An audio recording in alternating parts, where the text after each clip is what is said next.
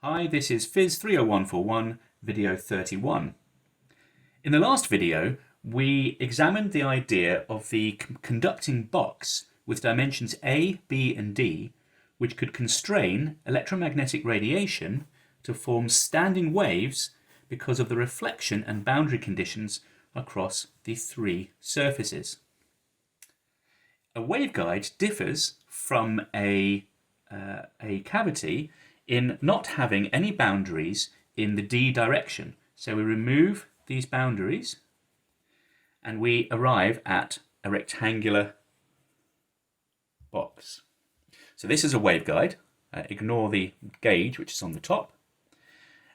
And instead of the situation we have in a cavity, where we have a finite number of modes which can exist, in a waveguide, the situation is different. As long as the wavelength fits inside the cavity, we can have any wavelength we like above this so-called cutoff. So let's define what we mean by that cutoff. So we remember that we label the long side of the waveguide as dimension B and the short side as dimension A. So our condition for the wave vector in the x direction, in the A direction, is m pi over A. And the condition for the wave vector in the y direction is that it satisfies n pi over b, where m and n are both integers which are 0 or greater. And we recall that the reason we have these boundary conditions is so that the electric field, which is parallel to the surfaces of the waveguide, falls to 0 at those surfaces. But it can still be finite and pointing in one of those directions, or in a variety of directions, somewhere inside the waveguide. Now we still have the overall condition that if we have a certain wave vector in this B direction and another wave vector in the A direction, if I add them up with the wave vector which is pointing down through the waveguide, that's the wave vector which is propagating along the length of the waveguide, along this direction, then we still have the condition that the frequencies must be related to the overall sum of the wave numbers. So we can write down a similar equation to what we had for the cavity, which is that kx squared plus ky squared plus kz squared must be equal to omega squared over c squared, where omega is the frequency of the electromagnetic wave. And we see that there are boundary conditions in the x and the y direction, which mean that we have discrete values for kx and ky. We can't choose any values we like, but we can now have any value for kz because there is no boundary condition in that direction. So you can see that we can have any wavelength we like, any frequency we like, as long as we are as long as the wavelength is below the cutoff. So there is a minimum omega or a maximum wavelength required to keep a real value of kz. In other words, so that if we have a real value, we have a traveling wave down the waveguide. If kz becomes imaginary, then we have an imaginary wave, we have an evanescent wave, and we have reflection from the waveguide. So this condition can be rewritten that the frequency must be greater than some value of c root kx squared plus ky squared. Or we can write that as being equal to pi c times the square root of m squared over a squared plus n squared over b squared. So we can pick a variety of values of m and n such that we have a cutoff frequency for each of these values of m and n. And hopefully you can see that the lowest frequency where we can achieve this is when either m or n is equal to 1 and the other one is equal to 0. So there are two lowest modes, and these two lowest modes correspond to the electric field either pointing across the waveguide this way. So notice that the boundary condition is satisfied in this. If the electric field always points perpendicularly across the short side, then As long as it falls to 0 at this side and at this side, it satisfies our boundary condition, and it can also point into the walls of the waveguide perpendicularly.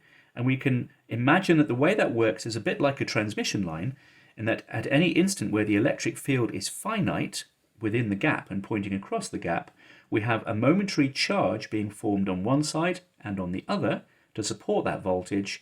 And as the electromagnetic wave propagates, those momentary charges propagate down the waveguide along with that little peak in the electric field.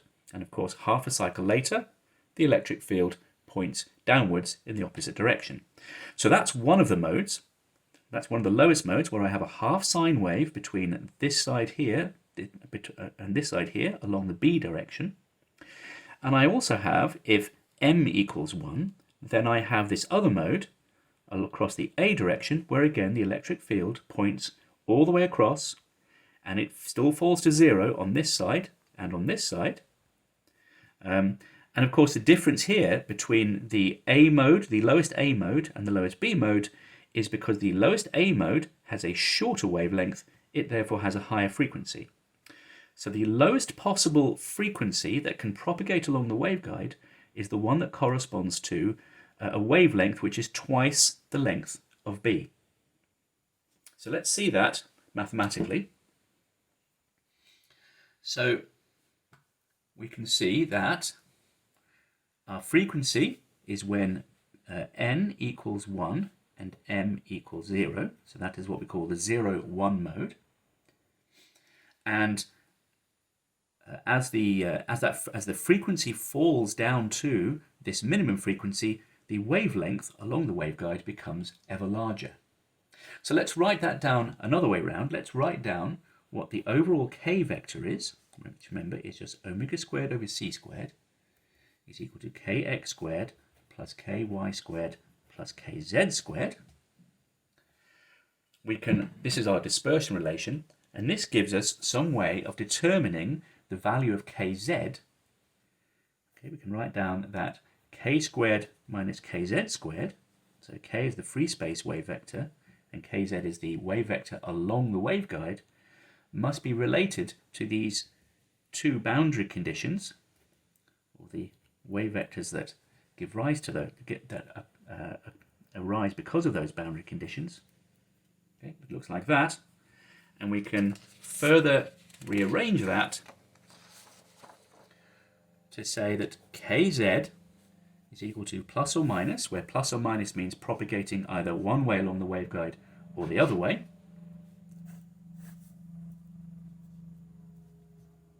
And we can relate that to the frequency and the dimensions of the waveguide using this equation. So I've just rearranged what I had before.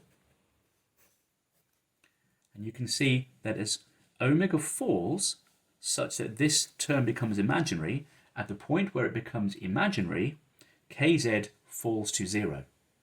So this is our dispersion relation for the waveguide. Again, the dispersion relation is the relation that relates the frequency to the wavelength, or to the equivalently to the wave number.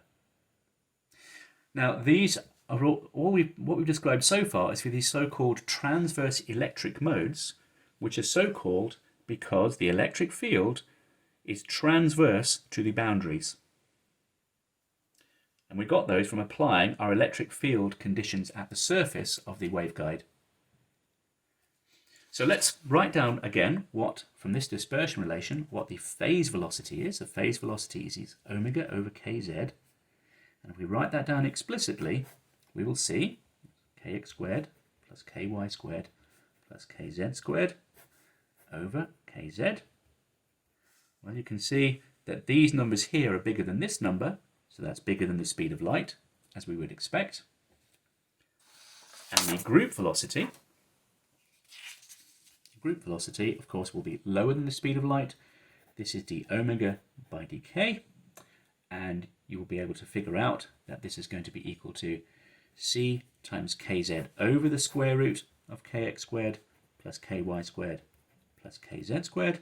And of course that's less than c, and the product Vp times Vg is c squared. Now, how do we visualize this? let's think about the waveguide walls. Here are the waveguide walls. So we're thinking about the radiation propagating along the waveguide. So those are my waveguide walls. And our cartoon picture is that we have some component of the overall wave vector kz going in that direction. That's the direction of energy propagation. And we can think of that as being composed of a series of wave fronts which are interfering because there is reflection coming from these two boundary surfaces. And this is giving rise to an overall wavefront which is propagating along the waveguide, or a series of wavefronts overlapping along the waveguide. Now, as kz falls to 0, as omega goes downwards towards the cutoff frequency, we see that the wavelength along the waveguide tends to infinity. And this is similar to what we had in a plasma. Okay, so just to summarize, for each mode, and remember we labeled them m for the number of half sine waves in the A direction, and n for the number of half sine waves in the B direction, omega mn for each of those modes has a cutoff frequency c pi root m squared over a squared plus n squared over b squared. And the lowest frequency is the 0-1 mode. So we call this the transverse electric 0-1 mode. And again, in that mode, the electric field points perpendicularly across the short side of the waveguide. So the frequency for that mode is simply F, it's 01, is equal to C over 2B. So you can remember either this equation or this equation. And of course we have basically chosen that A is less than B. Now, notice that this waveguide is rectangular. So in our discussion so far, we have completely ignored the effect of A. We simply say that A can, as long as it has a smaller value than B, then the first mode which propagates, I imagine winding up the frequency slowly, and as I increase the frequency to begin with, there is no electromagnetic wave that propagates down this waveguide. But as I increase the frequency above the first cutoff frequency for the 0-1 mode, then I can start to excite that mode, as we call it, and allow electromagnetic radiation to propagate down the cavity. And it propagates pointing only in one way. The electric field has a well-defined form where it has a peak in the center at the maximum of that half sine wave, and it falls to 0 at either side. So I know what will happen to the electromagnetic radiation passing down the waveguide. And this is very useful because it means I can predict the properties of the electric field for a given power propagating down the guide. And this means I know how much power I can place down the guide without it breaking or sparking. But why is this aperture here, this other aperture A, why is this the size it is? So you can see that I could really make it any aperture I like. If I make it very, very narrow, then as long as I'm above cutoff, I still have this half sine wave being formed. It's stronger in the middle and it's weaker at the sides. And I can keep winding up the frequency until I get to that next mode, the one in A. In fact, if this is sufficiently narrow, in fact, the next mode I'll get will be the next mode in B. That will be the one that has half the wavelength of the first mode. So the 0-2 mode will have half the wavelength of the 0-1 mode. Now, the reason I don't have this little narrow gap is the amount of power I can carry down this guide is proportional to the area. So for a given frequency that I'm transmitting along the waveguide, as I increase the area of the waveguide, I can carry more and more power without sparking the guide. Now, how high can I go in this aperture? Well, if I was only using this waveguide to feed one well-known frequency, I could make this waveguide nearly square. So I know which way round the electric field is pointing, and I don't excite the mode, the 1-0 mode, that's pointing in the other direction. The reason I don't do that is most waveguides are manufactured so they can support a number of different frequencies. So by making B twice the size of A, I maximize the range of frequencies that this guide will support where I know which way the electric field is pointing. So this is why B is normally equal to 2A, but it's only approximately that. So you'll see on commercial waveguides, the ratio between A and B will vary slightly. And also, you can see that because of manufacturing tolerances, I can't quite always make A exactly equal to half of B, but I don't need to. So that's the basic idea of waveguides. Now, why would we choose a waveguide? Well, let's just summarize the features of how a waveguide works. So let's choose a particular size of waveguide. Let's say it's 60 centimeters wide, so a lot larger than the one we were just looking at. This gives us a cutoff frequency for the 0-1 mode that it must be bigger than something like 250 megahertz. So you can see a 60 centimeter guide is pretty big. It's twice the size of the piece of paper that we're looking at. That's a large piece of manufactured metal. And 250 megahertz, the frequency that will start to propagate down it, is already pretty high. So you can see that really we use waveguides for much higher frequencies than this, so that we can keep the wavelength and therefore the size of the waveguide fairly small. So we typically use waveguides for those situations where we want to transfer power at something like gigahertz frequencies, where the waveguide size falls down to this sort of size. Here's another waveguide. Okay, so this is S-band waveguide, and the one we saw before, this is X-band waveguide, and we'll calculate that in just a moment. But at lower frequencies, the wavelength is too large to use these devices. So for frequencies, say 50 megahertz or so, or lower, we will therefore use coaxial cable, which we saw before. Now we can write down the form of the electric and magnetic field for each of the modes, and we'll take a look at that in the synchronous session, and it's given in the notes. And we will also later in the next video plot what the form of the electric and magnetic fields look like. But we know the electric field and magnetic field are perpendicular to each other. So if we draw the electric field in the O1 mode, remember we said that it is stronger in the center and falls to 0 at the edges. Remember, the power is going in this direction, in the KZ direction.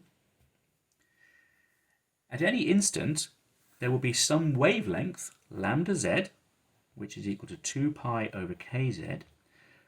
So for whatever particular frequency I choose above the cutoff frequency, I will have some particular wavelength which will vary according to that frequency, and half a wavelength away the electric field will point in the other direction. So that's the wavelength there, which is two of these units where the electric field swaps from one direction to another. And in those planes where the electric field is a maximum, the magnetic field points perpendicular to the electric field. Elsewhere, if I were to look at the magnetic field elsewhere, it will circulate, as it were, in circles around the compared to the electric field. And you can see here that the strength of the electric field is proportional to sine pi y over b. And we know that in an electromagnetic wave, the magnetic field must be proportional to the electric field, so it also varies in strength in the same way. And we can see here that at the edges here, the electric field is equal to 0 in this y direction. Okay, so the electric field in the y direction is equal to 0 here, and the electric field in the x direction on these boundaries here is equal to 0. So if the electric field in the y direction is equal to 0, then the magnetic field in the x direction is equal to 0. So there's no magnetic field pointing upwards. And if we examine carefully what the form of the electric and magnetic fields are, we see that the electric field is always perpendicular to the magnetic field everywhere. And the electric field, if it is finite, as we saw before, the electric field is perpendicular to every surface as it goes into the surface. So it's perpendicular here, and it is 0 on these two other surfaces here. Okay. So as we said, to support the electric field, we must have these transient charges being formed on the surfaces where there's a finite electric field. So this is for the highest order mode. Sorry, for the lowest order mode. This is the 0-1 mode. And it's straightforward to think about the 0-2 mode. The 0-2 mode looks like the 0-1 mode, except of course it falls to 0 in the center of the waveguide, and it points up on one side and down on the other side. So in some later videos, we'll take a look in a bit more detail about what the shapes of those modes look like. We'll look at some visualizations. But for the next video, we'll think about how the power flow depends upon the rectangular aperture in the waveguide. So we'll justify why it is that we maximize the power by increasing that cross-sectional area to be half, where we increase the cross-sectional area so that A is half of B. So let's just finish off. Here is a particular waveguide, and let's figure out what the wavelength is. And this is of course a very easy job. All we do is we place a ruler across one of the sides, and this particular waveguide is 27 millimeters. So B is 27 millimeters, and that tells me that the cutoff wavelength is going to be 54 millimeters. Okay, that's for our lowest mode. Just out of interest, let's see what the vertical aperture is. The vertical aperture of this one is 9 millimeters. Is that right? No. Yeah. It's 12 millimeters, which makes more sense. It's about half of A, 12 millimeters. So the cutoff wavelengths in that direction, that would be for the 1-0 mode, will be 24 millimeters. So any wavelength between 54 and 24 millimeters will fit down the waveguide. So let's work out what that is. The wavelength is 1 over the frequency, so we just do 0.054 meters to the minus 1, and we multiply that by 3e8. Sorry, do that one more time. So it's 54 millimeters is our wavelength to the minus 1 times 3e8. I'm going to approximate it as 3e8, and we can say that the cutoff frequency for this waveguide is about 5.5 gigahertz. And we can operate it up to twice that value, which is something like 11 gigahertz. So this is X-band waveguide. So this will support a useful frequency in this range will be somewhere like about 9 gigahertz or so. So this is X-band waveguide.